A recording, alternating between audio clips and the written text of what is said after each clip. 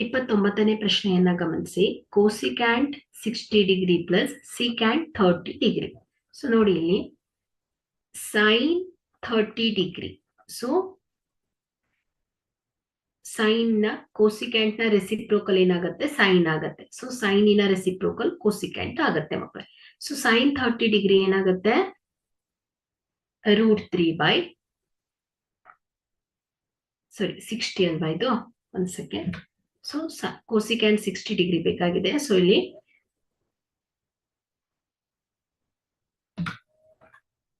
Sign 60 degree.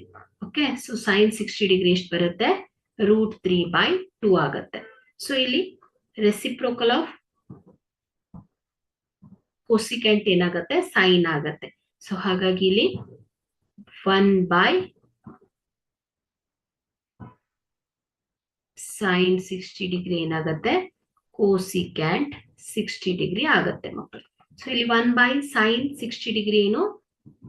1/√3/2. So ಇದೇನಾಗುತ್ತೆ ಹೇಳಿ?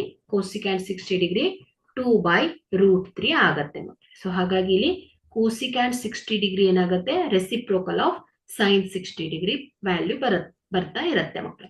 So ಹಾಗಾಗಿ ಇದು 2/√3 plus secant 30 degree reciprocal of cos. So cos 30 degree ಏನ್ ಬರುತ್ತೆ? √3/2. ಸಿಕ್ಯಾಂಟ್ 30 ಡಿಗ್ರಿ ಏನ್ ಬರುತ್ತೆ? 2/√3 ಆಗತ್ತೆ ಮಕ್ಕಳು. ಸೊ 2/√3. ಸೊ ಇದೇನ್ ಬರುತ್ತೆ? 4/√3 ಆಗತ್ತೆ. ಓಕೆ, ಸೊ ಹಾಗಾದ್ರೆ ಕೋಸಿಕ್ಯಾಂಟ್ 60 degree plus secant 30 degree the ಬೆಲೆ 4/√3 ಆಗತ್ತೆ.